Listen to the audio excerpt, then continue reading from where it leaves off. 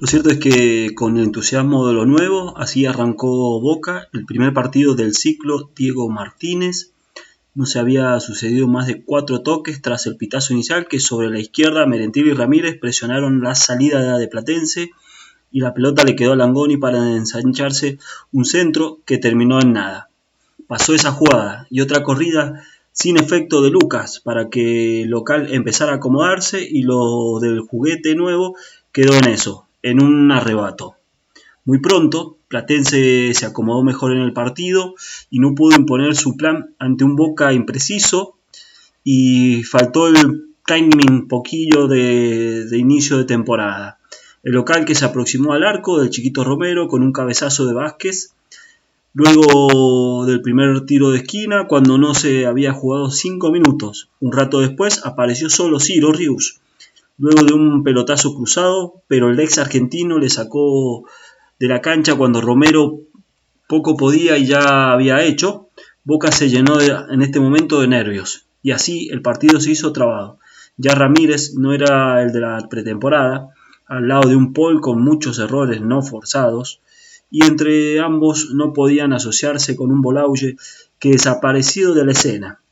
Encima Merentiel no daba señales de recuperación tras un verano muy discreto y con una titularidad sustentada por una gran producción del 2023. Pero ya tiene la amenaza de 2 nombres gigantes en el banco. Lo de Boca era esporádico, en tenencia y en ataque. Platense doblaba a Boca en cantidad de hombres en la mitad de la cancha.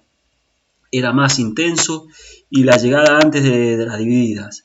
Esa diferencia, sí, notoria, el final de la primera etapa, llegó así con un adelantamiento de Boca en un campo rival, y fue ahí cuando Platense tejió su telaraña en la zona defensiva y la complicación de los de Martínez era como encontrar ese hueco, pero la parte y la más principal falla era sobre todo encontrar en los pases. No había precisión, no había ideas.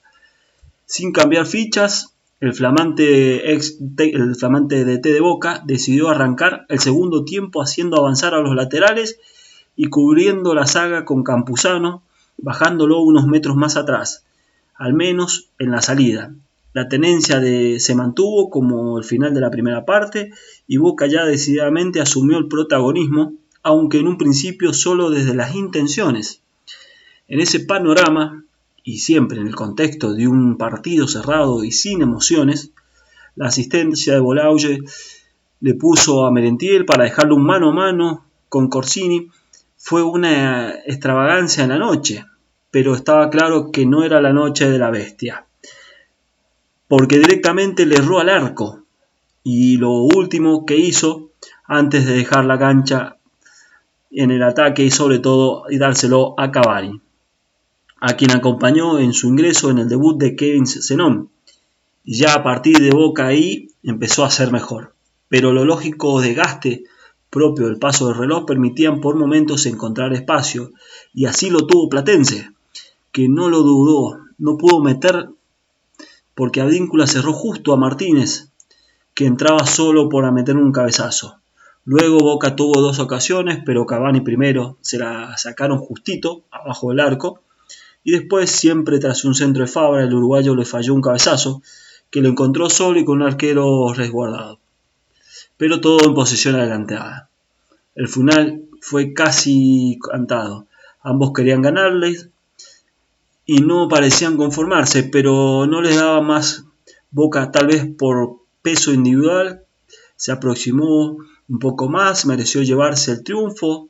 Otra escalada de Fabra y 2 remates de Zenón que se fueron alto resultaron lo más peligroso del epílogo del partido.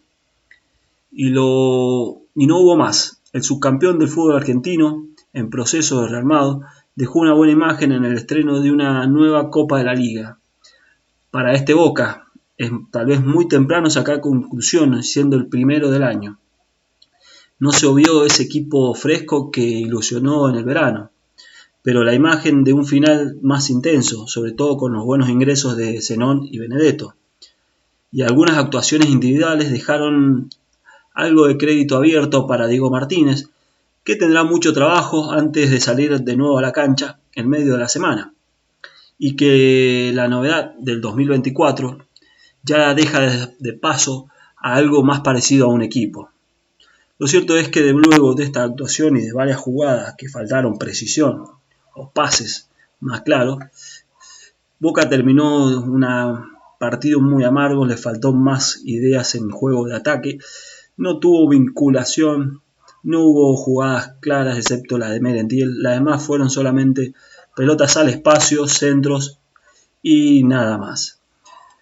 Diego Martínez habló también sobre el debut de Zenón, dijo que al tener a Fabra más alto y a Advíncula más alto también, Zenón nos dio sobre todo superioridad para recibir y rematar al arco, estamos contentos y ayudó mucho al equipo en su entrada, nos generó mucha expectativa. Bueno, el otro paso importante, que hay muchos que vieron el partido por la tele, pueden haber escuchado lo que dijo Fabra, sobre todo allá en una discreta actuación, el lateral izquierdo fue uno de los puntos más altos de este Boca. En el complemento encontró un socio con el ingreso de Kevin Zenón. Ese fue el proyecto con lo más claro de Boca. Las jugadas más peligrosas llegaron de centros de él, pero más allá de ello, y lo eligieron también por esto como una figura. Se lo consultaron sobre lo que sucedió allá por Fluminense, dijo, cometí un error en la expulsión, estamos dolidos por el penal y ahí empieza mi alegato con el árbitro. Me hago cargo de mi error, vamos a seguir trabajando para mejorarlo. Lo cierto es que a pesar de una pregunta que a esta altura ya no tiene más nada que entenderse, Boca tuvo un pálido juego, no fue muy vistoso, faltó ideas sobre todo en los últimos tramos para poder conectar. Lo cierto es que Boca se terminó empatando en Vicente López contra Platense.